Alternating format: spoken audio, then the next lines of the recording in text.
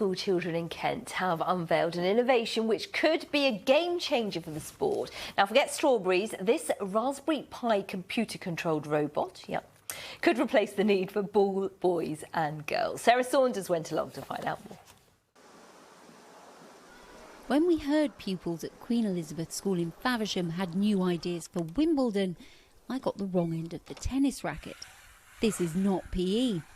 Jacob, Daniel and Owen have built Roster, a robot to scan and collect tennis balls. So what is this robot? This is our AI-enabled tennis ball robot. We've got some stolen parts from our Science Society, as well as a Ferrero Rocher box, some cheap wheels, and then we've got some very long cables that aren't quite necessary.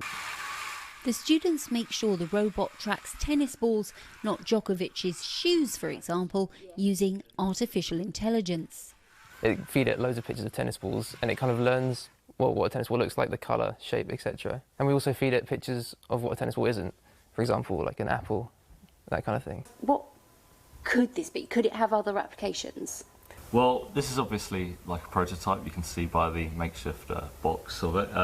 But if we trained it on different images, you could use it to pick up litter in the streets, or other purposes where you don't want to send humans into to like risk their lives. So you're training it now to look for tennis balls, but it could be trained to look for anything? Pretty much, yeah. They've programmed it, they've understood the workings of AI, they've learnt the code, they've learnt how to do the electronics, and they're starting to build a more complex robot. None of that happens in class. That's all of their own time. That's all of them being given the opportunity and the space to do that work themselves. We're excited that it's about tennis and it's tennis season, but also that they're developing these genuinely needed skills. This tennis ball collecting robot is a way to get some of these young people into careers like that. Then it's game